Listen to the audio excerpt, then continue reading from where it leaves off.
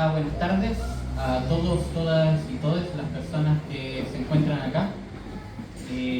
Muy agradecido de la participación de ustedes y muy contento también por este día porque es precisamente el lanzamiento de nuestra librería, la librería Rosa Luxemburgo, que es una iniciativa conjunta desde la editorial Ideas Socialistas,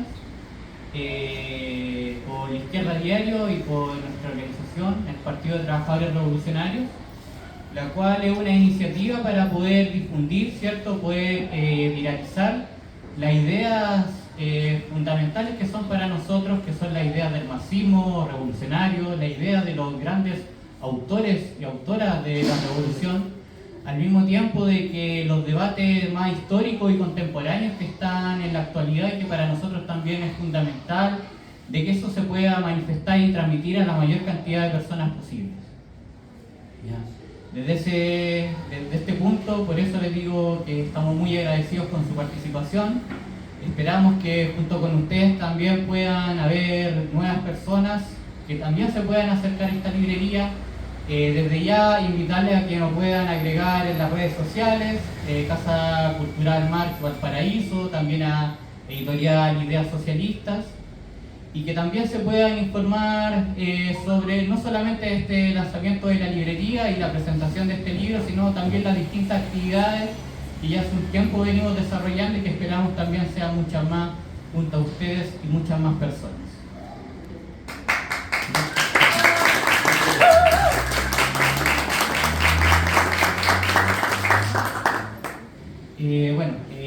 Dicho eso, es importante ya pasar a la presentación del libro, ¿cierto?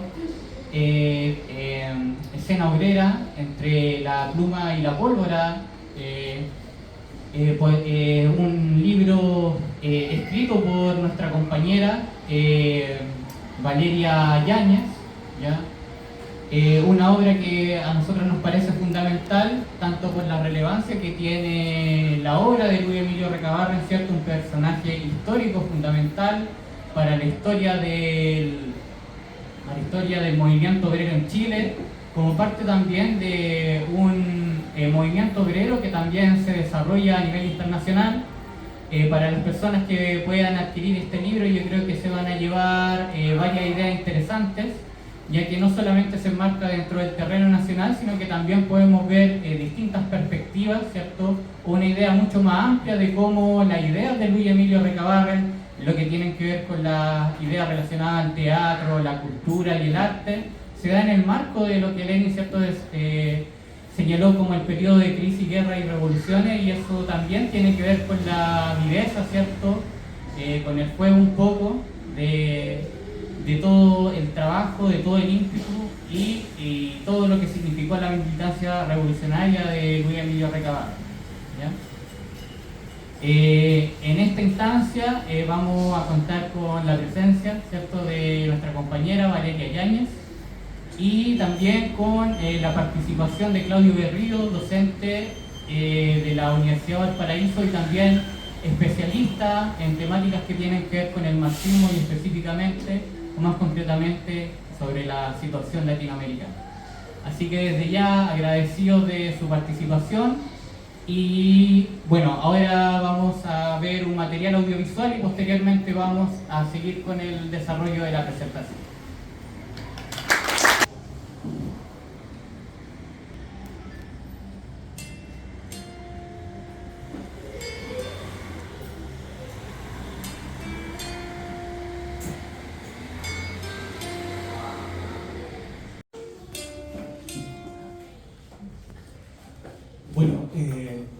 Muy buenas tardes a todos y todas. Muchas gracias por la invitación. A Ale, que me contactó, me facilitó el libro, que lo pude leer de manera, en estos días, pero fue excelente. Mi nombre es Claudio Ríos, como presentó el compañero, y hoy vengo a hacer un comentario de este libro. Pero antes de eso, quisiera agradecer la invitación, claro está. Y en segundo lugar, señalar lo que para mí es importante dentro de estas lecturas como la de Recabarren, porque en primer lugar son 100 años de su muerte. al igual que son 100 años de la muerte de Lenin, 50 años de la muerte de Miguel Enríquez. Revolucionarios, cada uno con su propia teoría y praxis política, que no podemos casillarlos dentro de una ortodoxia, de una sistematización, en el caso particular del marxismo, sino de un trabajo, como diría Mariátegui, heroico, de un trabajo arraigado en la realidad que les tocó vivir. Entonces, en primer lugar, esta presentación del libro es, para mí, un homenaje a estos tres grandes revolucionarios. Antes de comenzar, y yo traje una lectura para tener un orden, antes de comenzar con una lectura para seguir un poco el orden de este trabajo, quisiera señalar que leer este libro me pareció algo excepcional, en la medida en que no es solamente un libro, es un artefacto. Lo que acabamos de ver es una presentación que uno lo puede ver en la primera parte del libro, en el primer capítulo. Si me permiten, cuando comienza cada capítulo se encuentra un código QR que lo manda un video Spotify, un audio Spotify, que en este caso era el primero, y que uno lo tiene que asociar con la siguiente imagen. Me parece algo que me encantó. De hecho, fue algo que era terminar cada capítulo, comenzar uno nuevo y entrar a un mundo completamente nuevo que era un capítulo. Bueno, dicho eso, quisiera leer lo que escribí para este comentario del libro Recabarren, Escena Obrera, entre la pluma y la pólvora, de la compañera Valeria Paz Yáñez Álvarez.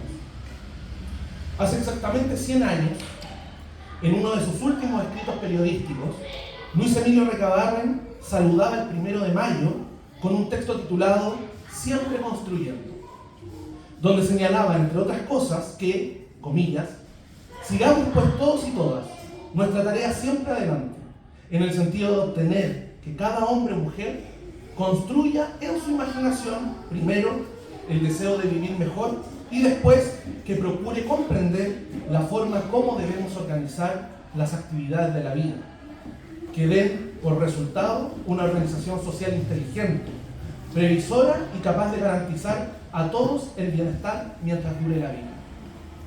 Con estas palabras, Recabarren pone el acento en la urgencia de la imaginación obrera, la capacidad de proyectar un nuevo mundo, de construir no solo la lucha material inmediata, sino el deseo de un futuro puesto como brújula de toda una organización clasista. Palabras de hace 100 años que hoy también remueven la lucha actual.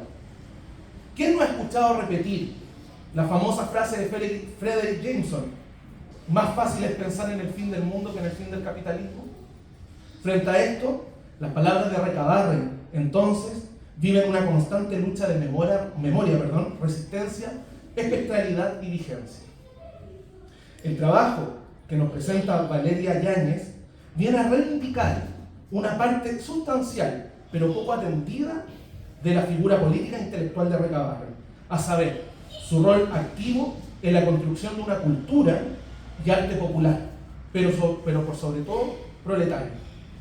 El libro, centrado en 4 capítulos, navega por el contexto, texto y subtexto que envuelve al teatro obrero, fin y secular chileno, y en cuyo centro gravita la figura de Recabarren. El primer capítulo se titula, comillas, el contexto político, social y cultural donde nace el teatro obrero. El espacio donde se desenvuelve el arte obrero fue el de la cuestión social, en donde el fortalecimiento de la clase oligarca como fuerza hegemónica y la inexistencia de leyes laborales significó la necesidad de organización económica corporativa primero y política cultural después de la clase obrera. Mientras la oligarquía señalaba que existían 2 tipos de problemas, los que no tienen solución y los que se solucionan solos, la ausencia de un rol social por parte del Estado agudizó la condición para que un sector importante del proletariado tomara conciencia para sí de su condición de explotados y la necesidad de organizarse en un marco de lucha directa y abierta contra el orden imperante. Sin embargo, como bien señala la autora, la organización política estuvo acompañado de, comillas, diferentes expresiones culturales, que constituyeron una cultura popular con sus propios códigos y sistema de valores. En el segundo capítulo, titulado Las expresiones culturales y artísticas de la clase trabajadora a inicio del siglo XX, se exploran las diversas formas en que el proletariado, desde una base autónoma, desarrolló múltiples manifestaciones artísticas propias, entre las que se encuentran las filarmónicas, proyecciones cinematográficas, teatro, escuela y prensa obrera. Estas actividades abarcaron desde simples formas de entretenimiento popular hasta la construcción de espacios de resistencia y autoeducación para la clase trabajadora. Como bien señala la autora, comillas, todas las prácticas artísticas se reivindicaban como un acto de lucha contra las injusticias, como un espacio de encuentro y concientización sobre la importancia de la organización de las y los trabajadores. El tercer capítulo, centrado en la biografía de Recabarren, muestra cómo este intelectual se inserta en un periodo clave de la lucha obrera en Chile y en el desarrollo de las ideas marxistas en la región. Michael Lowy, al abordar este periodo previo a la hegemonía stalinista bajo el concepto de periodo revolucionario, posiciona a Recabarren como un, comillas, verdadero líder de masas y tribuno popular, destacando su enfoque en una lucha de clases irreconciliable entre capitalistas y trabajadores de minas y fábricas, junto a su inclinación por una cierta coloración obrerista. Esas son palabras de Lowe. Este aspecto es particularmente relevante, ya que el trabajo de Valeria Paz Yáñez subraya precisamente esta cuestión. Como señala la autora, Recabarren, comillas, no actuó como un iluminado ajeno a la clase obrera. Por el contrario, su conciencia nace de un contacto estrecho y directo con el mundo del trabajo, de su vida cotidiana y de sus luchas. Pese a no tener una extensa elaboración teórica sobre el marxismo y su relación a la lucha política, es posible distinguir implícitamente cuestiones medulares de la realidad chilena y latinoamericana que Recabarren, logra traducir desde el paradigma marxista. Cuando me refiero a la palabra traducir, hago alusión al concepto gramsciano de traductibilidad. Vale decir, la capacidad de traspasar críticamente un pensamiento desarrollado en un tiempo y lugar determinado a otro tiempo y lugar distinto de su origen. Estamos pensando en el marxismo creado en Europa, siglo XIX, específicamente Inglaterra, un desarrollo industrial gigantesco. En tal sentido, ¿cómo pensar el marxismo de Recabarren? En primer lugar, Recabarren fue capaz de consolidar una crítica feroz a las estructuras institucionales que mantenían el modelo capitalista oligárquico en Chile. Ejemplo de ello fue su separación del Partido Demócrata, al cual lo calificó con un programa, comillas, pálido, insignificante, cuyo proyecto reformista solo buscaba mantener vigente a las, vuelvo con comillas, instituciones coercitivas de la libertad dominadas por la burguesía. Aquella separación de un partido reformista evidencia la necesidad imperiosa por construir organizaciones políticas y culturales de tipo exclusivamente obreras. Su escrito, Ricos y Pobres, a través de un siglo de vida republicana, constituye un trabajo importante que, como bien señala Valeria, denunció el carácter engañoso de la historiografía oficial, evidenciando la necesidad de asumir críticamente el desarrollo histórico de la nación desde la perspectiva de las y los oprimidos. En tal sentido, parece significativa la consonancia de esta obra con algunos de los enunciados de las tesis sobre Feuerbach escritas por Marx en 1845, sobre todo la cita número 11 que señala: muchos filósofos se han encargado de interpretar la historia, la idea es transformarla, dice Marx. Puesto que Recabarren asume su análisis desde un yo crítico, activo y subjetivo. Dice Recabarren en Ricos y Pobres: yo mismo, en torno mío, miro en torno de la gente de mi clase, miro el pasado a través de mis 34 años y no encuentro en toda mi vida una circunstancia que me convenza que he tenido patria y que he tenido libertad. Este partir desde un yo situado se confecciona una crítica que implica un doble juego: la denuncia y por ende la interpretación de una realidad desde una clase, y por otro lado, la urgencia implícita de un nuevo tipo de orden económico, moral y político. No es la mera contemplación, sino la interacción crítica con una realidad que se considera injusta y necesaria de superar. Otro ejemplo de esta interpretación-transformación es la crítica a la visión impuesta por la burguesía acerca de la huelga de Iquique y la culpa que se le daba a los obreros amotinados en 1907 en la Escuela de Santa María de Iquique. El capitalista, decía Recabarren, consideraba justo encarecer el precio de los artículos de consumo cuando bajaba el tipo de cambio, pero consideraba injusto que los obreros pretendieran aumentos de salario. Por lo que fue, comillas dice Recabarren, el gobierno y capitalistas los que conspiraban tenebrosamente contra el proletariado. En aquello se demuestra la inversión de roles, en donde la violencia de la clase opresora no es solo física, sino también estructural y simbólica. La autora también destaca ciertas perspectivas de género en Recabarren asociadas a la lucha obrera, que si bien mantienen elementos de carácter maternal y secundario, denunciaban la opresión que sufrían las mujeres, integrándolas a la lucha social. Esto demuestra un pensamiento articulado desde la sociedad misma, desde la realidad vigente y en movimiento. Por último, el capítulo titulado El legado teatral y cultural de Luis Emilio Recabarren recorre minuciosa y críticamente la labor del fundador del Partido Comunista Chileno bajo la noción de una construcción de identidad de clase. Lo que demuestra la obra acá presentada es la construcción por parte de Recabarren de un orden intelectual y moral proletario. Toda la acción comienza y termina en la lucha de clases, elemento central para nuestro pensador.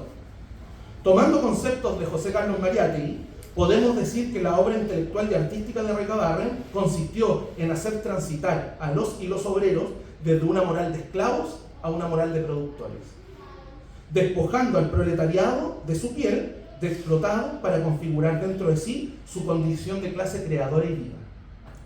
Sin embargo, si toda la praxis recabarriana comienza y termina en el proletariado, se entiende en ello la construcción de un nuevo absoluto civilizatorio, que parte de un particular, que es la clase obrera, pero que se piensa hacia un universal.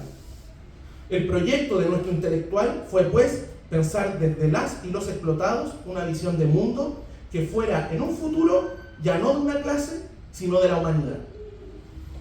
Es por ello que resulta ingenuo pensar en la labor de Recabarren en el teatro como un simple pasatiempo de entretenimiento obrero, ni tampoco una instancia de mera formación educativa. Estamos en presencia de una praxis revolucionaria contrahegemónica, entendiendo esta como la conformación de una actividad reñida en lo político. Si recordamos a Marx en su prólogo a la crítica de la economía política, la superestructura, la parte del espacio donde está lo jurídico, científico, religioso y cultural de una sociedad, es el único lugar donde los seres humanos toman conciencia de la crisis o contradicción del sistema y luchan por resolver el conflicto. En tal sentido, la elaboración de prensa obrera, folletos, obras dramáticas, poemas, conjuntos musicales y grupos de teatro por parte de Recabarren revisten la construcción de un sujeto social que va construyendo una conciencia crítica y orgánica, lo que Gramsci llamaría la elaboración de un buen sentido, en contraposición a lo fragmentado, superfluo y místico que es el sentido común que está en la gran mayoría de la población. El periódico El Despertar de los Trabajadores no fue solamente un órgano de información, sino también una plataforma de carácter formativo y performativo, en la medida de construir la disputa de un campo editorial que es también político. Por ende, la elaboración de espacios culturales por parte de Recabarren constituye, parafraseando la canción de Mauricio Redolés, la lucha de clases en su más brutal expresión. Hace algunas semanas, la presidenta de la Cámara de Diputados y Diputadas y militante del Partido Comunista Chileno, Carol Cariola, en el contexto de la conmemoración de los 51 años del golpe cívico-militar perpetrado por la derecha y Estados Unidos, ordenó el retiro de las imágenes de detenidos desaparecidos que sostenían algunos diputados y diputadas en la Cámara, argumentando que, comillas, el reglamento es explícito en cuanto a la exhibición de carteles. En 1906, hace muchos años atrás, la misma Cámara de Diputados, pero de Santiago, la oligarquía destituyó al futuro líder comunista de la Cámara de Diputados por negarse a jurar ante Dios. Recabarren sostenía que aquel reglamento explícito no constituía un valor fundamental para su labor como representante del mundo obrero en el ámbito legislativo. Ambos casos performativos, el de Carol Cariola y el de Recabarren, demuestran diversas formas de hacer política y como en ella se juegan los valores éticos de una clase. Mientras que en el primer caso se evidencia el respaldo acrítico al modelo que se juró destruir o por lo menos transformar o reformar, en el segundo se ilustra lo contrario. La expresión se convierte en un medio para generar tensión frente a los cánones establecidos. Y en este caso representa la posibilidad de transgresión de la clase explotada sobre la clase explotadora. Retomando el texto con el que partí esta exposición, podemos decir que construir y soñar sigue siendo palabras altamente revolucionarias en estos días. Muchas gracias y gracias por la invitación. Y además también ese recorrido por el libro que de alguna manera también nos invita a saber un poco de qué estamos hablando. Yo soy Valeria Yáñez, soy actriz, este es mi primer libro, o sea, no, ¿verdad? Mi segundo libro, el primero fue sobre testimonios de los cordones industriales y ahora presento este libro Recabarren en escena obrera, entre la pluma y la pólvora, que busca de alguna manera dar cuenta, ¿verdad?, del legado cultural y teatral de Recabarren, pero también poder pensar ciertas cosas a propósito también de la reflexión un poco en qué está el movimiento obrero hoy y dónde están las expresiones artísticas y culturales. Dice aquí, tengo una pequeña presentación como para ir sentando algunas ideas y de apoyo también a la presentación. Me di varias vueltas para hacer el libro de cómo hacerlo cercano, legible, porque hoy día, bueno, hay también una crisis de la lectura, a la gente le cuesta leer, entonces también esta invitación a escuchar los QR y de alguna manera hacer un salto al pasado, porque estamos hablando hace 100 años, justamente en diciembre de este año se cumplen 100 años de que Recabarren se quitara la vida. Él se suicidó a los 48 años y ahí también quedan hartas preguntas, ¿no? ¿Por qué fue que llegó a esta decisión? Pero bueno, voy a tomar de alguna manera el hilo aquí que me dejó Claudio y apoyándome también en la presentación. Como decíamos, el libro da cuenta un poco del contexto en el cual se desarrolló esto. Los trabajadores piensan, estamos hablando previo a la formación de los sindicatos, de como la regimentación del movimiento obrero. Surge el proletariado como clase en las salitreras, en el norte, en un momento de explotación profunda. Las jornadas laborales de 14 horas, trabajaban mujeres y niños. La edad promedio en esa época eran 28, 25 años. La gente no vivía, o sea, vivir ya más de 40 años era como un logro. Las enfermedades de salud, el tifus, qué sé yo, o sea, había un montón de enfermedades, había un montón de precariedad y, como decía, un poco envuelto en todo esto de lo que se llamó la cuestión social. Entonces había una necesidad de organizarse. ¿Y por qué Recabarren utiliza el teatro y la cultura? Es porque justamente hay una disputa que Eduardo Debes la definía como una cultura obrera ilustrada. Es decir, estamos hablando también del analfabetismo, casi el 80% de la población no sabía leer, entonces, ¿cómo transmitir ideas? ¿Cómo educar? ¿Cómo enseñar? ¿Cómo hacer ese paso de clase en sí a clase para sí? Es decir, ¿cómo yo, que soy explotada, que tú trabajas como garzón, que tú eres profesora, que no gana los 17 millones de cubillos, digamos, estamos todos un poco en esa situación, ¿cómo nos organizamos? ¿Cómo damos cuenta de eso? Y él no solamente utilizó el teatro, sino también fue el fundador del Partido Obrero Socialista, que ahí hacemos un poco, tomando un poco lo que decía Claudio, todo este recuento de actividades culturales, cuando rompe de alguna manera con el Partido Democrático y rompe con esa idea un poco de la idea de la democracia, sino que justamente para poner por delante las ideas del socialismo, de en el fondo gestionar los modos de producción, poder distribuirlos y socializarlos, es cuando él decide fundar el Partido Obrero Socialista en el año 1900.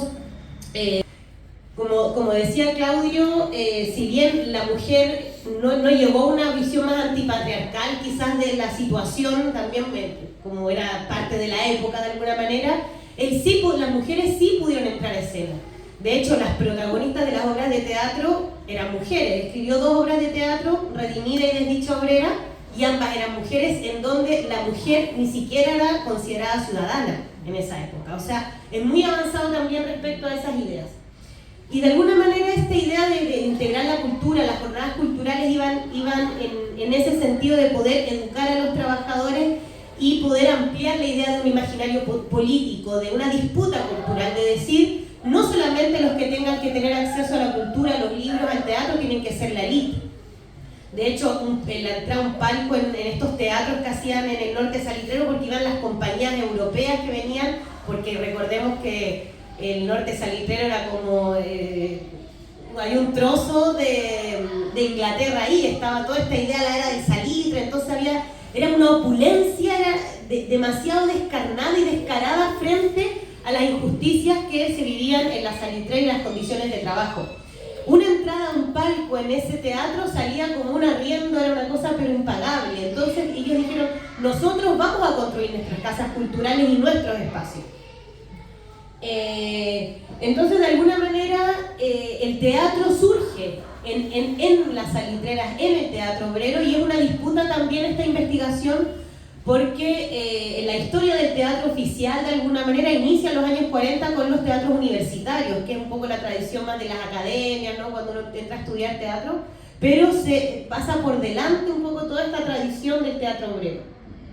Y que ahí justamente un poco lo enfatiza, ¿no? Concientizar a las y los trabajadores, generar una identidad de clase. ¿Cómo se construye una identidad? Si es que igual es una pregunta interesante para poder hacerla, ¿no? ¿Quién soy? Uno podría decir, ¿cómo es que yo me identifico? ¿Qué es lo que me construye a mí? Hay un entorno social, político, de entenderse también. Y no solamente fue fundador del Partido Obrero Socialista, sino también fundó la FOCH. No sé si habían escuchado de la FOCH. La FOCH es la Federación Obrera de Chile, que hubo toda una disputa porque al principio era la GFOCH, que era como solamente de cierto sector de trabajadores, que además la dirigía como un cura. Entonces hubo toda una cosa y recabaron con el Partido Obrero Socialista y dijeron, tenemos que unificar a los trabajadores a nivel nacional, tenemos que disputar ese espacio. Y no solamente tienen que ser los trabajadores ferroviarios, sino también los trabajadores zapateros, los trabajadores portuarios, es decir, unificar a los trabajadores en una sola organización. Y él crea la FOCH, que luego, bueno, uno podría pensar hoy día, ¿qué centrales hoy día tenemos masivas de trabajadores? La CUT, yo lo podría decir, ¿dónde está la CUT? Que es como la pregunta, bueno, que ahí vamos a entrar un poco en qué está hoy día el Partido Comunista, porque ahí hay toda una disputa si es que Recabarren es el fundador del Partido Comunista o no. Él fue el fundador del Partido Obrero Socialista, del POS, que luego el año 22 se cambia el nombre, y luego posteriormente la época recabarriana no fue parte de este periodo más de estalinización del Partido Comunista, porque estamos hablando, imaginémonos, Chile en 1920, cómo se contactaban entre países con otros, cómo había un vínculo en ese sentido. Entonces los trabajadores, por ejemplo, estaba escritos, prensa, pero la traducción del marxismo no llegó de distinta manera. O sea, Marx de alguna manera por eso fue más como un educador que un propagandista. Fue más, se preocupó, su centro estuvo más en organizar a los trabajadores y generar esta identidad de clase, más que elaborar.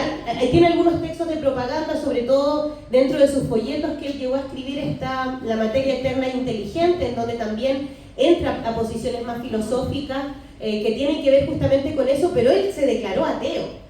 Este juramento que nos mencionaba Carlos y que está también en el libro, que es la canción número 3 en el capítulo que ustedes pueden escanear, el momento en que él jura en el año 1906 en la Cámara de Diputados y dice, yo no voy a jurar por Dios, porque en mi cuna no existió Dios. O sea, ¿por qué va a existir Dios si es que en el fondo hoy día mi madre tiene que trabajar, mis hermanos tienen que morir porque no tienen derecho a la salud? Entonces él dice, yo no voy a jurar por una institución que no reconozco y no me representa. Yo vengo aquí a la Cámara a defender los derechos de las y los explotados y oprimidos. El tema es que en 1906 lo destituyeron de la Cámara, lo mandaron preso y él estuvo 4 veces preso a lo largo de su vida, y eso también lo hizo irse al exilio, estar en Argentina, fundar el Partido Comunista en Argentina y Uruguay y viajar a Europa en 2 ocasiones. Entonces eso también lo hizo de alguna manera conocer desde cerca también a los fundadores de alguna manera del marxismo y además viajó a Rusia. Entonces bueno, ahí ya viene en la parte de la presentación. Bueno, hay algunas de las fuentes que se utilizaron para el libro, material de archivo sobre todo, El despertar de los trabajadores y el socialista. En el libro van a poder encontrar imágenes de los archivos de cómo yo puedo hablar del Teatro Obrero en 1920 si gran parte de todo el archivo se perdió. De hecho, la obra Desdicha Obrera no la logré encontrar el texto original en ningún lugar. Y aquí está como este estilo medial un poco que tiene el libro, que yo les adelantaba, que aquí Carlos también lo mencionaba. Entonces, de alguna manera, que me parece importante, hay una coherencia en el legado teatral de Recabarren y su expresión política. No era alguien que fuera, que no tuviera concordancia, que dijera una cosa por allá y hiciera otra. Fue una persona en ese sentido como muy de una sola línea, podríamos decir. O sea, el por qué levantaba las instancias culturales, porque quería organizar a los trabajadores, y no era solamente la cultura, era, por eso les digo, el despertar de los trabajadores, el Partido Obrero Socialista, etcétera, etcétera, como distintas instituciones, ¿no? Y en estas jornadas que se hacían, que eran los sábados rojos que se le llamaban, eran jornadas interculturales. Había, Recabarren declamaba, daba un discurso, por ejemplo, frente al alcoholismo, los males sociales que llaman, porque estamos hablando, o sea, el alcoholismo, el tema de la educación, la mujer y la educación. Había una charla, el 1 de mayo, a propósito. Hablemos del 1 de mayo, entonces daba un saludo, después entraba el coro obrero, después venía la lectura de poesía, el sketch teatral o la obra de teatro, después el vals, porque también había momentos que después se bailaba. Entonces me parece importante, y además estar aquí, sobre todo en el lanzamiento de la librería Roxa Luxemburgo y en lo que es Casa Marx Valparaíso, porque nosotros, yo vengo de Santiago y también tenemos una Casa Marx en Santiago, en la comuna de San Joaquín, y levantamos la Casa Desierto Rojo en Antofagasta. O sea, hay de alguna manera una forma de buscar desde la cultura, desde el encuentro, poder construir otro imaginario político. Yo soy también parte militante del Partido de Trabajadores Revolucionarios y buscamos hoy día justamente hacer también esa disputa de ideas, esa disputa por el imaginario, de que sí los trabajadores nos podemos organizar, de que sí podemos hacer de alguna manera una alternativa en un mundo hoy día tan complejo, donde vemos el rol que ha cumplido el gobierno, las centrales sindicales, o sea, la fragmentación de la clase trabajadora, porque uno podría decir, hoy qué fácil antes, y ahora, claro, hay millones de sindicatos, los trabajadores subcontratados y contratados, los trabajadores migrantes o no, las mujeres, los varones, las disidencias, los movimientos. Hoy día además que se cumplen, hoy día, el 7 se cumple un año del genocidio en Palestina. O sea, cómo hoy día los trabajadores podemos de alguna manera también hacer política y involucrar de alguna manera todas esas demandas anticapitalistas también con un programa que sea alternativo. Entonces, esa como impronta de alguna manera es la que a mí me parece relevante hoy día también abrir esa reflexión.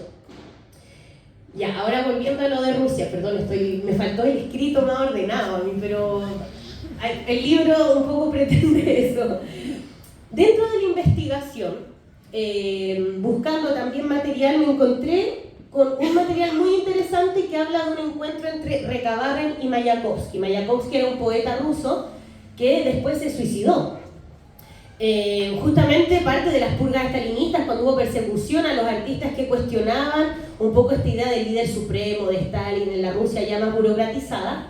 Y hay un artículo en la revista Lev que levantaba Mayakovsky en el año 1923, justamente ahí está la fecha, que él escribe Febralsky, que era un estudiante de teatro en Rusia, de la escuela de Meyerhold, que fue otro también formador del teatro, más de la biomecánica del teatro, de pensar como al actor desde otra perspectiva, porque además estamos en todo un periodo de vanguardia, ¿no?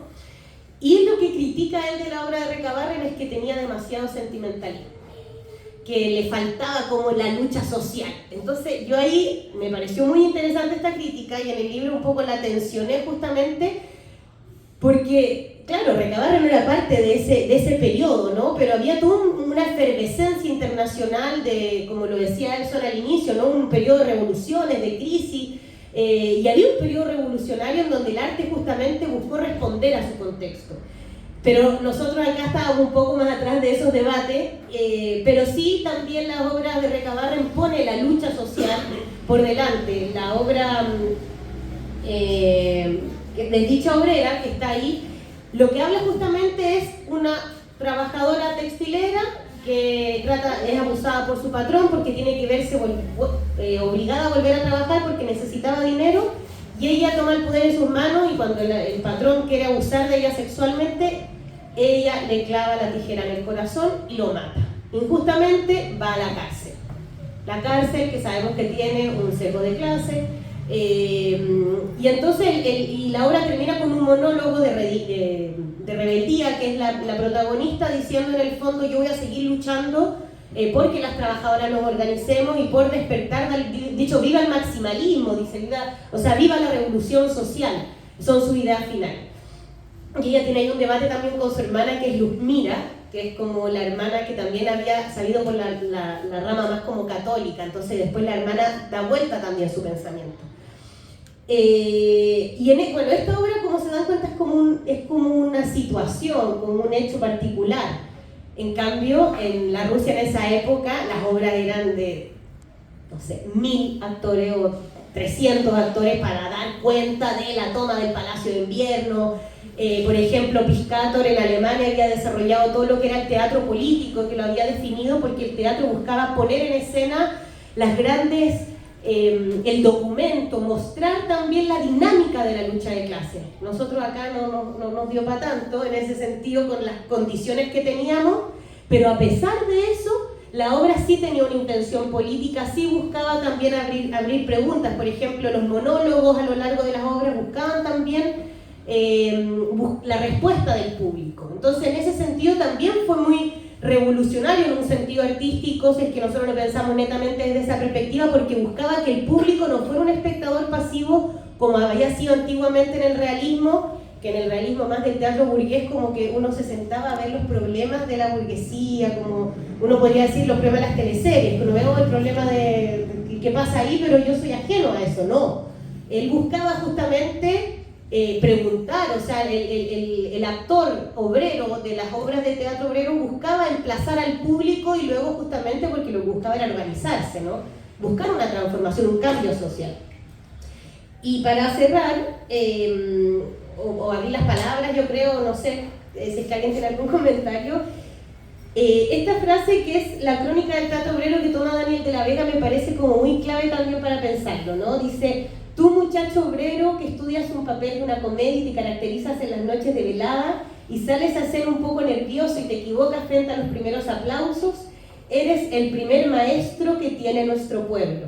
La primera racha de poesía que baje hasta los pechos obreros pasarán por tus labios. Esa era de alguna manera la necesidad cultural que había. Era un espacio de educarse, de formarse, de encontrarse, después de las jornadas laborales, de poder también discutir problemas políticos, y en ese sentido, por eso justamente lo que buscaba recabar en esta disputa cultural sí era una contrahegemonía, pero era porque nunca llegaron a ser hegemonía en un punto.